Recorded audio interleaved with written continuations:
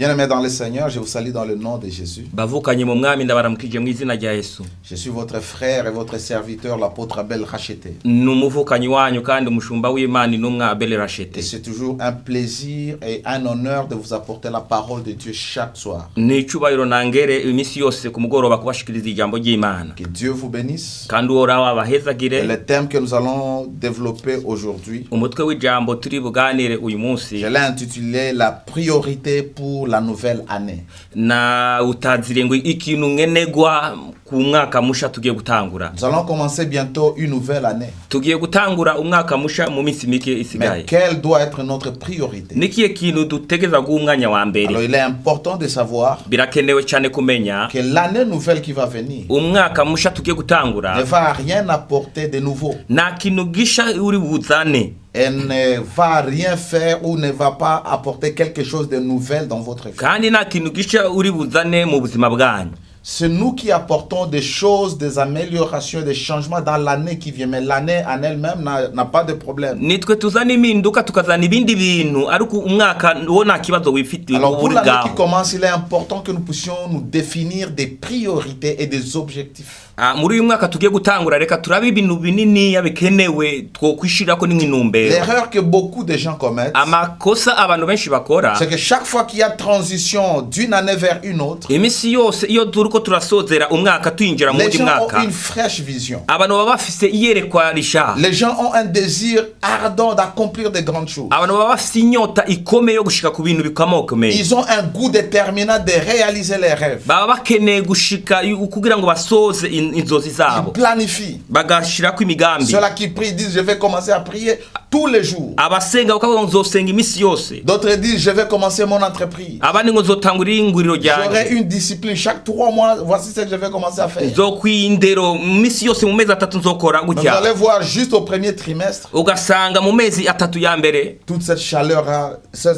là diminue. Uwo mucanwa ukagenda ugabanyuka. Les gens deviennent trop froids. Abantu bagakanya. Et ils perdent leur objectif. Bagatakaza inumbero batanguranye. Ils perdent carrément leur vision. Bagatakaza iyereko bari bafise. Alors le premier objectif ou le seul objectif que j'ai senti dans mon cœur que nous puissions partager, inumbero nariko ndiyumva mutima wanje kugira ngo tuganire, ou la seule priorité que vous devez vous fixer cyangwa ikintu gikuru kurusha ibindi twokorerako mu mwaka ugiye gutangura, sur le travail. Nakazi. Devenez travailleur. Nimucika abantu bakora. Travaillez assez. Nimukore cyane gose. Travaillez beaucoup. Mukore cyane. Jusqu'à produire les résultats. Gushikaho muzano mwimbu. Comme je l'ai dit. Nkuko nabivuze. Une année nouvelle n'apporte rien. Umwaka musha nta kintu gishubana. Parce que si nous continuons à faire les mêmes choses que nous avons fait cette année, tubandanyije dukora ibintu twakora muri uyu mwaka, l'année qui commence, umwaka ugiye gutangura, nous n'allons pas trouver les mêmes résultats. Nous allons trouver les mêmes résultats. Tuzobona nyene yangaruka ngiyo twahorana. Alors nous devons faire un effort pour aller à la vitesse supérieure. Reka dukore ko dushoboye twinjire mu wundi muvuduko. Pour faire d'autres choses kugira ngo dukore ibindi bintu qui vont nous permettre de bien travailler. Bizotuma dukora neza. Ecclésiaste, nous allons lire la parole de Dieu dans le livre de Ecclésiaste chapitre 9. Mu gitabo cy'umusiguzi 9 versets 8 à 9.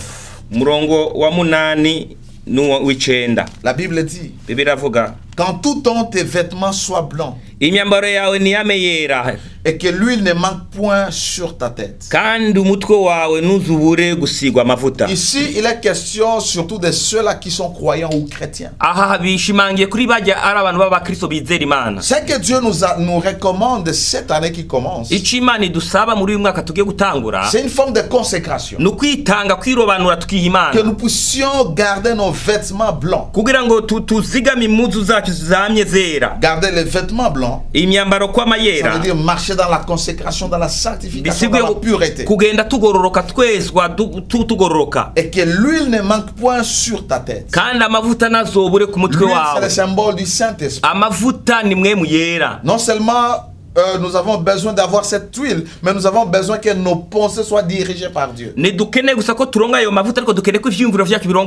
soyez sûr que ce que vous voulez faire comme travail, entreprise, tout ce que vous allez entreprendre l'année qui commence, soyez sûr que Dieu inspire vos idées. Que l'huile de Dieu a touché votre tête. Que vos pensées sont inspirées par le Saint-Esprit. muhumekegwe na mwemu Le yera. verset 9 dit, Umurongo w'icenda. jouis de la vie avec la femme que tu aimes. Abantu umunezero we n'umugore wawe ukunda.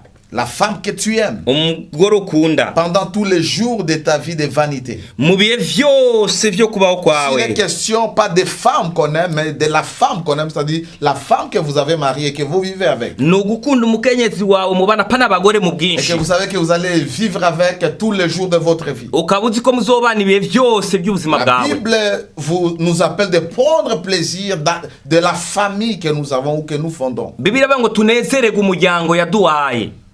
Que Dieu t'a donné sous le soleil. Imana yaguhaye munsi y'izuba. Pendant tous les jours de ta vanité. Mu misi yawe yose uzoba uri ngaha kw'isi. Car Kugira c'est ta part dans la vie au milieu de ton travail que tu fais sous le soleil. numugabane wawe mu bigize akazi ukora munsi y'izuba. Alors comprenez bien aimés dans le Seigneur Nimutahurire abahuganye mwami. que ce verset Uyu murongo nous donne d'abord de marcher droit devant Dieu uduhamagarira kugenda tugoroka imbere y'Imana. et d'être inspiré par le Saint-Esprit pour ce que nous voulons faire. Tunahumekegwe na mwemu yera kuvyo tugomba gukora. Parce que lorsqu'on parle de jouir de sa vie, Kuvuga ngo kuryohega ubuzima bwawe, nous pouvons jouir de notre vie turashobora kuryohega ubuzima bwacu que si nous travaillons. ni mu gihe dukora. Ce verset, pour bien le comprendre, vous devez commencer à lire à partir du verset 8, 9 plutôt, et monter vers le verset 8. Uyu murongo kugira ngo utahure utangura ku 9 uduga ku 8. C'est-à-dire le fruit du travail que tu vas avoir, Ivyamwa vy'akazi uzoronga, les résultats que tu auras. ingaruka uzogira, C'est ces résultats-là qui va définir comment tu vas jouir dans la vie. ico nico kizokwerekana ingene uzoryohega ubuzima bwawe, Comment tu vas être heureux dans la vie. ukuntu uzoryoherwa uzonezerwa Dans mu la buzima vie de ta bwawe, vanité. mu buzima bwawe Alors ce que kw'isi. Dieu nous recommande, c'est de travailler avec diligence. Ico Imana idusaba ni ukugira ngo dukore twivuye inyuma, C'est-à-dire nous devons y mettre du zèle et de l'empressement. dushiremo ishaka tubikunze, Peu importe ce que vous faites, bidavuze icyo ukora, dans quel domaine que ce soit, igisata cyose que ce soit ukoreramwo, dans l'église, haba mu que ce soit ishengero, dans une entreprise, haba mu ihinguriro, que ce soit dans un parti, haba mu mugambwe que ce naka, soit dans l'administration publique. haba muri leta nukorera hose. L'important c'est que vous puissiez travailler avec diligence. Igikenewe ni ugukora ukoranye ishaka, Travailler avec zèle, avec passion. kora ubigomvye Mettez ubikunze, votre cœur pour travailler afin de produire les résultats. ubishire mu mutima wawe wose kugira ngo uzane Vous umwimbu. n'allez pas jouir de votre vie. Ntuzoryoherwa ubuzima bwawe, Votre famille ne sera pas épanouie umuryango wawe ntuzokwagukirwa si vous ne savez pas travailler avec diligence. mutazi gukorana ishaka, C'est-à-dire vous vous consacrez, vous vous donnez entièrement à ce que vous faites. mukitanga muri vyose muriko murakora. Non seulement vous devez travailler avec diligence, Si ugukorana ishaka gusa, mais vous devez aussi travailler ou être discipliné. mutegerezwa kugira n'indero mu vyo muriko murakora. Vous devez être discipliné. Muhamagare kugira indero, Vous devez vous fixer des objectifs mugashirako imigambi mugomba et gushikako, travailler selon les objectifs que vous vous êtes fixés. mugakora bivanye n'imigambi mwishiriyeko. Alors c'est très important Birakenewe de cyane comprendre que nous ne serons jamais satisfaits yuko utazobumbwa de nos réalisations kuvyo ugomba gushikako si nous ne travaillons pas. tutariko turakora. Alors là, lorsque nous travaillons, nous allons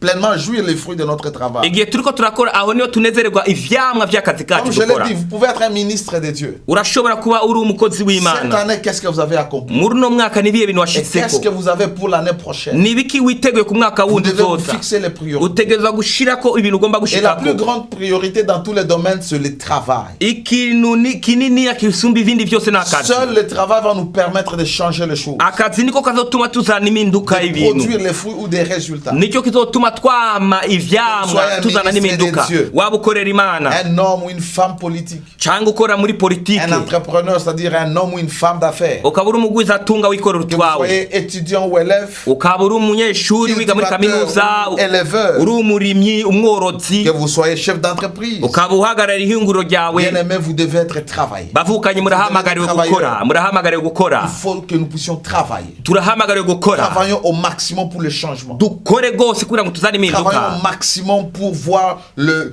ministère que nous dirigeons aller de l'avant. dukore dushizemo ingomezi kugira ngo impinduka zize mu mabango Des fois, nous turongoye. devons nous révolter du statu quo. Rimwe na rimwe dutegerezwa kugarariza Nous devons kudahinduka, refuser les statu quo. tukanga kuguma ahantu hamwe, Nous ne inzitizi devons pas tukazanga, toujours stagner. tukanga inzitizi. Les gens qui stagnent, ce sont les gens qui ne se donnent pas au travail. Abantu baguma mu nzitizi n'abantu batemera gukora. Travaillons pour améliorer les conditions de vie. Dukore kugira ngo ubuzima Que ce buhinduke. soit dans nos familles, Haba mu miryango yacu, que ce soit dans nos églises. haba mu mashengero yacu. La discipline. Indero. Qu'est-ce que vous voulez accomplir? Ugomba ushike Comment kuki? est-ce que vous serez engagé dans Ni l'évangélisation? gute uzokwitanga mu ivuga Comment est-ce que butumwa? vous serez engagé dans la formation des leaders, Ni gute uzotegura des abarongozi, ouvriers, des fidèles? abakozi, abantu Donc, bitanga, il est abakristo. important que nous puissions beaucoup plus travailler. Birakenewe ko dukora cyane Ce que gose. vous avez accompli cette année, ne le comparez pas. Cherchez à faire le maximum. Ivyo washitseko muri uno mwaka nubigereranye n'ibindi. Cherchez à travailler. Rondera gushika kure Vous vous rappelez, cyane. l'autre fois, j'avais enseigné sur la loi du travail. Muribuka igihe cyahera yuko nabigishije Et je ku vous avais cyanditswe dit que cy'akazi. Dieu est un Dieu travailleur. Imana ni Imana y'inkozi. Parce qu'il nous a créés en son image et à sa ressemblance. Kuko yaturemanye mu ishusho yayo Nous devons tugasa aussi nayo. être des travailleurs. Natwe dutegereza kuba abantu Alors, bakora bien akazi. aimés, soyons des travailleurs. Bavukanye tuba abantu bakora. Cette année qui commence, Uno mwaka tugiye gutangura. laissons la paresse. Reka tureke ubunebwe. Laissons l'oisiveté. Tureke kugenda hirya no Arrêtons hino. de dormir. Tureke itiro. Arrêtons d'attendre que les choses se produisent. Tureke kurindira ngo ibintu vyikore. Nous devons travailler avec passion. Dutegereza gukorana ishaka. Travailler avec zèle. Dukorana ishaka Peu gose. importe ce que vous voulez commencer. Bitavuze ibyo ugomba Peut-être vous avez gutangura. un petit projet de commencer un poulailler. Urakeneye korora inkoko. Mettez-vous au travail. Reka witange. C'est un bon projet. Ni umugambi Si mwiza. vous êtes discipliné. Ufise indero ni Tout umugambi ce que nous mwiza. pouvons faire, Icyo twakora cyose il nous faut la discipline. dusabwa kugira indero. Vous voulez commencer quelque chose, une entreprise? Ukeneye gutangura ihinguriro Vous n'avez pas d'argent? n'amahera ufise, Épargnez. reka Et uziganye lancez votre entreprise. utangura Peu akazi. importe, vous n'avez pas besoin tout simplement de commencer avec 1 million. Ntukeneye gutangura n'amamiliyoni Vous pouvez menshi. commencer avec 50 000. Urashobora gutangura n'ibihumbi magana Avec 100 000. atanu, ibihumbi Ça ijana. dépend de vos moyens. Bivana n'ubushobozi Mais bwawe, soyez disciplinés. ariko ugira indero mu byo ukora. Le problème, ce n'est pas que l'argent ne vient pas vers nous. Ikibazo si uko amahera atatuzako. Le problème, c'est que nous ne sommes pas assez disciplinés pour épargner et pour investir. Ikibazo dufise nuko tutazi kuziganya amahera twaronse. Alors, cette année, soyons différents. Uno mwaka reka dukore itandukaniro, Travaillons efficacement. dukore neza, Soyons beaucoup plus disciplinés. twitange gose. Car c'est la discipline Indero qui va nous permettre de porter le fruit. nizo tuma twama ivyamwa. Dès Timothée, la Bible dit ceci. Timoteyo wa kabiri Chapitre 2, verset 6. kabiri gatandatu. Dès Timothée 2, 6. Icete cha kabiri cha Timoteyo kabiri Il faut que gatandatu. les laboureurs travaillent avant de recueillir les fruits. Ni vyiza yuko umurimyi arima mbere yuko baronka ivyamwa. Vous savez, beaucoup de gens attendent porter les fruits alors qu'ils n'ont pas travaillé. Abantu benshi baba biteze ivyamwa batakoze. Beaucoup de gens aiment manger les fruits alors qu'ils n'ont pas travaillé. Abantu benshi baba bakeneye kurya ivyamwa batakoze. Mais Paul est en train de dire à Timothée qu'il Paulo- faut que le laboureur, celui qui travaille, Paulo ariko asaba Timoteyo ngo umurimyi cyangwa umukozi qu'il travaille avant de recueillir le fruit. akore mbere yuko asoroma ivyamwa. Ne soyons pas une communauté de personnes oisives qui attendent que les choses tombent du ciel. Nitukaba abantu baguma bayerera baba barindiye ko ibintu bikoroka bivuye mu ijuru. Travaillons pour produire les fruits. Dukore kugira ngo twame Nous ivyamwa. devons toujours penser à des jours à venir. Kandi tutegereza kwiyumvira muri kazosa. Bien-aimés dans le Seigneur, Dieu vous a donné l'opportunité d'avoir un travail. Bavukanye mu mwami Imana yakugiriye akaryo iguha Et akazi. vous travaillez tous les jours, vous êtes content. Ukaba ukora iminsi yose ukanezerwa. Est-ce qu'il vous arrive des fois de vous asseoir Biragushikira rimwe et ukiyumvira. tout simplement réfléchir après ce travail-là? Ukicara ukiyumvira ku vyerekeranye n'ako kazi. C'est-à-dire le jour où ce travail va s'arrêter. Igihe akazi kazohera bizogenda Qu'est-ce que vous allez faire? uzokora iki? Et si vous avez 6 mois sans travail, Ukaba umaze nk'amezi atandatu udafite est-ce que akazi. vous aurez assez de ressources pour subvenir à vos besoins pendant ce temps-là? Uzoba ufise ubushobozi buzogufasha muri uwo mwanya udafite Alors, akazi. peu importe ce que vous faites, Bitavuze icyo ukora cyose. pensez toujours à avoir quelque chose d'après. Wiyumvire kuba uzogumana ikintu Dieu vous nyuma donne yaho. l'opportunité d'avoir l'argent. Urafise akaryo ko kuronka amahera. Personne ne va me convaincre qu'il n'a pas eu l'argent. Nta muntu azonyemeza ko atigeze aronka amahera. Oui, tu n'as pas eu 100 millions. Ego ntiwigeze uronka miliyoni Mais tu as eu ijana. 100 000. Waronse ibihumbi ijana. Et si je regarde depuis janvier Niwe juwere mu kwezi kwa mbere. jusqu'aujourd'hui décembre, Na bugingo n'ubu mu kwezi kwa bientôt cumi nous n'abiri. allons finir l'année. Tugiye gusozera umwaka. Oui, tu n'as pas trouvé 50 millions Ego niwaronse ibihumbi majana atanu, Ane- miliyoni majana atanu ubwo nyene. en un coup. Ubwo nyene.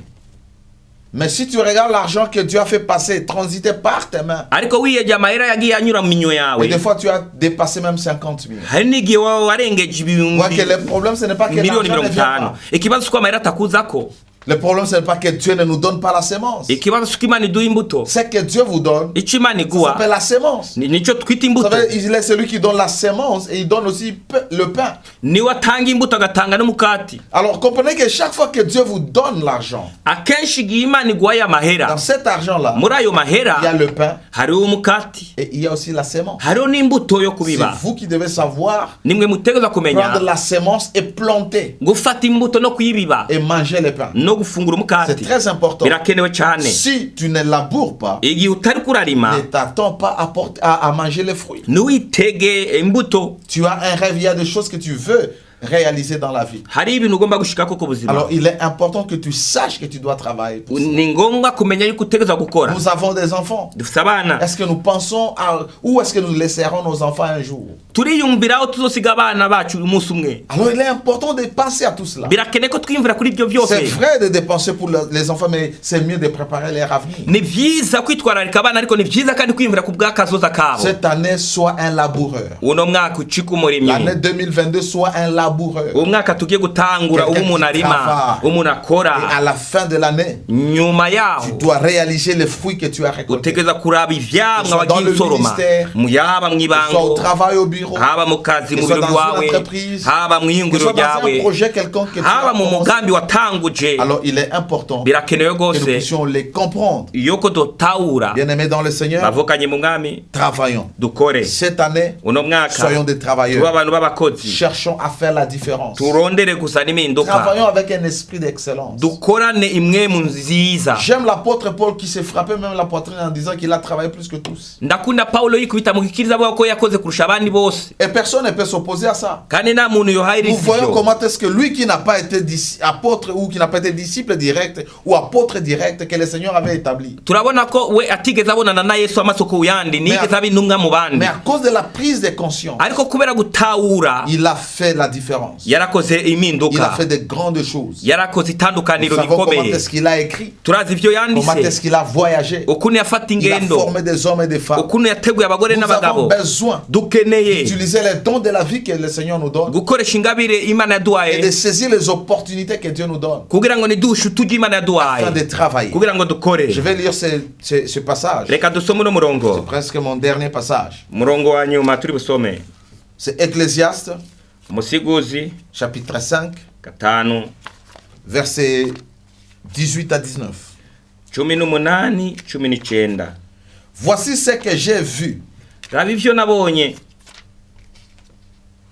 C'est pour l'homme une chose bonne ni vyiza ku muntu et belle de manger et de boire gufungura no kunywa et de jouir du bien-être au milieu de tout le travail qu'il fait sous le soleil. no kunezererwa akazi kose akora munsi y'izuba, Pendant le nombre de jours de vie que Dieu lui a donné. mu minsi yose Imana yamugeneye, Car c'est là sa part. kwako ivyo ari umugabane wiwe. Mais si Dieu Ariko ibi a Imana donné à un homme des richesses et des biens, yahaye ubutunzi umuntu n'ibintu, et l'a rendu maître d'en manger, ikamuha ubushobozi bwo d'en prendre kubirya part no et de kubitunga se réjouir no kubinezererwa au milieu de son travail, mu kazi kiwe, mu butame c'est bwiwe. là un don de Dieu. Iyo ni ingabire y'Imana. Nous comprenons Turatahuwa que les opportunités que Dieu nous donne uturyo Imana igenda iduha de travailler bwo gukora et de jouir no kunezererwa de notre travail, akazi kacu, c'est-à-dire prendre plaisir pour vos réalisations. ukanezererwa ku ivyo washitseko. Ce n'est pas mauvais, vous avez travaillé, vous avez produit les fruits, de jouir, de manger, d'être satisfait de ce que vous avez fait. Si bibi kunezererwa nyuma y'akazi wakoze ukanezererwa Alors vous devez umwimbu, manger, boire, mais tout ça vous réjouir dans les Seigneurs. ukanezererwa ku ivyo Imana yaguhaye, Parce que la Bible dit ukarya c'est ça ukanywa. votre part. Biblia bango n'umugabane wanyu. Si Dieu vous donne des richesses Imana iguhaye ubutunzi et beaucoup de biens, n'ibintu vyinshi, elle vous rend maître pour manger les fruits ikaguha ubushobozi bwo kurya ivyo, et de vous réjouir au milieu de votre travail, c'est-à-dire après que vous ayez accompli, réalisé de grandes choses. ukanezerwa kubivuye mu butame bwawe. La Bible dit que c'est là votre partage et cela est un don de Dieu. Biblia bango n'umugabane wawe kandi ngo ni ingabire ivuye ku Mana. Alors cette année, Uno mwaka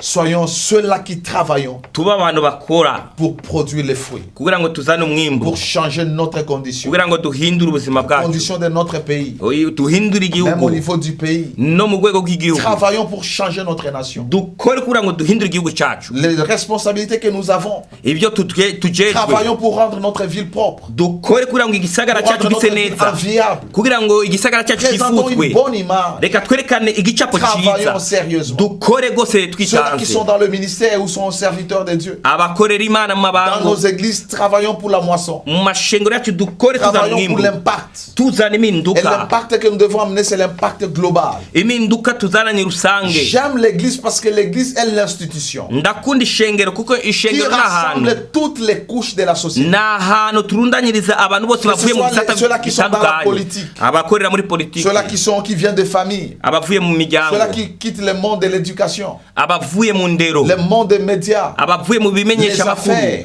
ibidandazwa, les arts ou les divertissements, imico kama et le média. n'ibimenyesha Vous makuru, comprenez que toutes les couches de la société, ibigize ikibano byose, une fois ou 3 fois la semaine, ils convergent tous vers l'église. kabiri gatatu mu ndwi bose batumbera Et ishengero. nous qui sommes responsables des églises ou pasteurs ou serviteurs de Dieu, nous devons savoir la responsabilité qui nous est incombée afin d'affecter ces gens-là pour qu'ils soient efficaces dans la société. Natwe nk'abarongoye amashengero dutegereza kumenya icyo Imana duhamagariye kugira ngo dukore kuri abo bantu nibasubira mu kibano bazana impinduka. Cette année qui commence, chers serviteurs de Dieu, changeons la manière de penser de nos fidèles. Mu mwaka tugiye gutangura abarongozi b'amashengero, reka twiyumvire ukundi Encourageons-les au kuntu, travail qui conduit au développement, reka dutere abakristo intege kugira ngo bakore bazane qui impinduka, créent des entreprises, bikorere utwabo, qui travaillent. bakore. Alors ça sera une bonne chose. Icyo ni ikintu Si vous cyiza, êtes chef d'entreprise, ukaba uhagarariye ihinguriro, songez à amener de bonnes qualités de vos services. iyumvire kuzana impinduka mu kazi utanga. Les choses que vous faisiez cette année, Ivyo wakora muri uno mwaka, changez-les. reka Amenez tubihindure, la perfection. zana La impinduka. dernière fois, je disais même à ceux-là qui sont dans le département des médias dans notre église. Mu gihe cyahera niko ndaganira n'abajejwe Je ivyuma me mu disais, ishengero wacu, j'en ai marre des affiches, j'en ai marre de la qualité de nos vidéos. Nous devons aller à la vitesse supérieure, à la dimension supérieure de la perfection. ndakeneye yuko tuzana impinduka no mu mavideo yacu, mu mafishi yacu, kugira ngo dushike kure mu rundi rugezo, Même la qualité des enseignements. no mu nyigisho twigisha Nous devons amashengero. amener l'excellence. Reka tuzane impinduka, Des tuzane enseignements ivyiza, qui transforment. inyigisho zihindura Hier, abantu. je disais à l'église Nariko ndavuga ku ishengero, que l'église doit permettre à chaque personne qui vient dans l'église à se retrouver dans son appel. ishengero tegeza kwemera abantu bose baza barigana, abantu bose bisange mu mihamagaro Et yabo. lorsque je parlais de l'appel, je ne parlais pas de l'appel au ministère, je disais de l'appel de chaque personne dans sa sphère d'influence. Nariko ndavuga umuhamagaro, nariko ndavuga so mu ishengero gusa, ariko umuntu wese yisange mu muhamagaro yahamagariwe mu kibano. Parce que tout le monde ne va pas être prédicateur. Kila muntu wese nazoba umuvuga butumwa. On a besoin des magistrats Dukeneye abantu mais qui sont b'abacamanza, équipés pour représenter Jésus. abantu bateguwe kugira ngo Des baserukire hommes Yesu, politiques, abantu Des hommes b'abanyapolitike, d'affaires, abantu des b'abadandaza, médecins, abaganga, même des cordonniers n'abashona des ibirato, abantu bikorera bakoresha craignent amaboko, Dieu, batinya qui Imana, manifestent les valeurs du royaume. berekana akarangamutima ku Alors bwami. nous, en tant qu'église, nous devons nous focaliser pour la productivité, Twebwe nk'ishengero tutegereza gushimangira kubirizana pour umwimbu, les fruits et les résultats. kugira ngo tuzane umwimbu Alors travaillez w'impinduka, avec un esprit d'excellence. dukorane mwemu ikeneye ibintu Partout où byiza vous êtes. ahantu hose muri. Vous avez une maison où vous produisez les vidéos, vous faites on appelle ça vidéographie, quelque chose comme ça. Urikorera ivya, urafilima, ugakamera, utanga amavideo. Allez dans la perfection, travaillez efficacement. Reka ukore neza, utange serivisi nziza. Alors le Seigneur fera que nous puissions accomplir de grandes choses et nous allons vous jouir des luttes, les fruits de notre travail. Aho ni Imana izotuma dushika kure, tugashika ku bintu bikomakomeye kandi tuzonerwa umwimbu w'akazi kacu. Les gens vont s'intéresser à vous, Abantu bazokwitako, pas parce que vous parlez beaucoup, apana kukuvuga menshi, mais à cause des résultats. ariko kugwingaruka Parce ivyo qu'on ne peut wakoze. pas argumenter avec les résultats. Umuntu niyo ganira n'icyavuye mu Lorsque kazi je parle des wakoze. résultats, je parle de fruits. Iyo ndiko ndavuga ingaruka y'ikintu cyangwa ivyamwa. Vous avez un peu d'argent, Urafise amahera make, commencez à cultiver. tanguru yakoreshwe Surtout cette année, cyane muri no mwaka. investissons beaucoup plus. Reka twitange dushore Dans gose l'élevage mu mukorora, et l'agriculture. mu kurima. Et dans ta maison, moi, ça fait un bon bouton chez moi. On n'achète pas les amarantes. jewe iwanje nitukigura irengarenga, On n'achète pas les légumes. nitukigura Parce que je amalegime. fais ce que dans ma maison, je ne veux plus. Même si c'est 1000 francs au marché, mais je veux que le 1000 francs n'aille pas au marché, qu'on puisse utiliser ce qu'on a là-bas. naho noja kubisuba mu isoko ari amayeri igihumbi narabihagarikije mugabo dusoreme aho ngaho muhira. La richesse, le développement, c'est dans la tête. Ubutunzi iterambere ni Ce mu n'est pas mutwe, avoir beaucoup d'argent. sukubutunga amayeri Alors, menshi. bien aimé dans le Seigneur, Bavukanye mu mon mwami, message pour vous, ubutumwa c'est que bwanje tout simplement de vous encourager ni ukubatera intege pour cette année nouvelle qui commence, mu mwaka tugiye de gutangura, vous fixer des priorités. murondera ibintu Ou de bikenewe vous kurusha ibindi, fixer une priorité. cange mushire ku On peut migambi avoir ibindi. beaucoup de choses qu'on a dans son agenda, Urashobora kuba ufite ibintu byinshi muri agenda yawe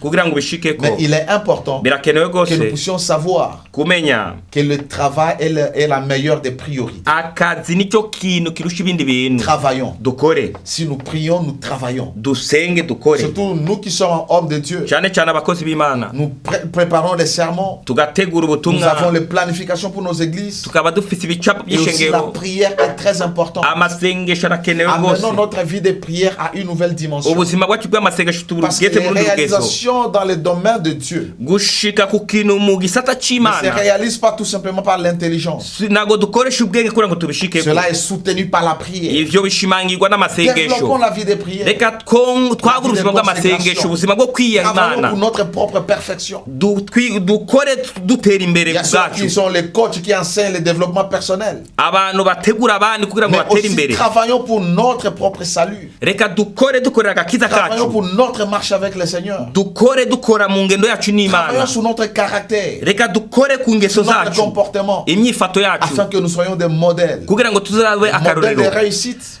mu bantu baruraniwe, mu bantu bateye imbere, des modèles de succès. akarorero ku bantu Ceux-là qui baruraniwe, nous regardent vont suivre nos pas. abantu batwiweje batera intambuko mu yacu, kandi mu bisata Ce vyose. sera le fruit de votre travail. Ivyo niyo ngaruka Parce que cyangwa vous ivyama travaillez. vy'akazi kawe, kuko mukora, Parce que vous vous investissez, kuko mwitanga, vous êtes diligent mukitanga et n'ishaka, vous êtes discipliné. mukaba mufite n'indero. Le Seigneur vous bénira. Uhoraho Il vous bénira azobahezagira, certainement. azobahesigara Et by'ukuri, beaucoup de personnes seront bénies au travers de vous. kandi abantu benshi bazohezagirwa biciye muri Merci de mwe. nous donner votre temps. Murakoze kuduha umwanya Je wanyu. prie que Dieu, Ndiko ndasenga ngo au Imana travers les dons de la vie qu'il vous donne, bivanye n'ingabire parce que yabahaye, je suis sûr ndemezwa neza qu'ensemble nous allons terminer cette année. twese turi Nous allons busoze uno commencer mwaka, l'année prochaine. tuzotanga urundi Par mwaka la grâce de musha, Dieu, nous allons encore la finir. kubw'ubuntu bw'Imana tuzoweza Parce que nabo, nous sommes en mission. kuko dufise Je igikorwa ne crois pas twarungikanywe. que toi et moi on a déjà accompli la mission. Sinizera yuko Nous twahejeje irons igikorwa aussi Imana lorsque turungikanye, Dieu trouvera que nous avons fini notre mission. kandi tuzogenda igihe Imana izobona ko twahejeje icyo Alors utilisez turungikanye. les dons de la vie que Dieu vous donne Koresha ingabire y'ubuzima Imana et yaguhaye, saisissez les opportunités qu'il vous donne kandi ntugahushe utujya Imana iguha, pour travailler. ukora, Et la grâce de Dieu kandi n'ubuntu va bw'Imana faire que vous puissiez jouir les fruits de vos mains. buzotuma unezererwa ivyamwa vy'amaboko yawe. Merci beaucoup, que le Seigneur vous bénisse. Murakoze cyane, Uhoraho abayezagire. C'est votre serviteur, l'apôtre Abel Racheté, Ni intumwa y'Imana Abel Rashete Impact Word Ministries. wo muri Impact World Ministries. Au bas de notre écran, il y a toujours un numéro qui passe. Aho munsi murabona inimero iriko Ça me fera irarengana. toujours plaisir de vous écouter ou de recevoir vos messages, que ce soit sur WhatsApp. Bizoduhimbara kubona ubutumwa bwanyu haba kuri WhatsApp, Juste pour nous muduhamagara, encourager. mudutera Vous intege, dire comment est-ce que nous vous bénissons. mutubara ingene Et des choses tubahezagira, que vous vouliez peut-être qu'on puisse amener comme thème. n'ivyo mwifuza nk'imitwe y'ijambo Des nk'inyigisho. fois, nous sommes là pour répondre aussi à vos besoins, à votre soif. Niho turi kugira ngo twishyure inyota yanyu ivyo mukeneye. C'est bon, tous les jours, je suis là, je prépare un sermon. Ni vyiza iminsi yose ndategura Donc, c'est ubutumwa, important d'écouter birakenewe kandi comment kumva est-ce que la parole vous touche. ukuntu ijambo ry'Imana ribakorako. Ivyo natwe bizodutera Merci beaucoup, intege. que le Seigneur vous Murakoze bénisse. cyane, Uhoraho Et abahezagire, la paix du Christ est dans votre main. n'amahoro ya Kristo mu ngo Que le Seigneur zanyu. vous garde dans ce temps de la fin. Uhoraho abazigame muri iki gihe cya Que nyuma. l'ombre du Tout-Puissant, Igitutu kisumba le vyose, sang de Jésus, amaraso ya vous Yesu protège vous, abazigame mwebwe famille, n'imiryango yanyu tous vos biens, et n'ivyanyu aussi tous ceux-là qui vous sont chers. n'abantu mukunda ba hafi. Merci beaucoup. Murakoze cyane, Shalom chez vous. amahoro y'Imana iwanyu. Amen. Amen.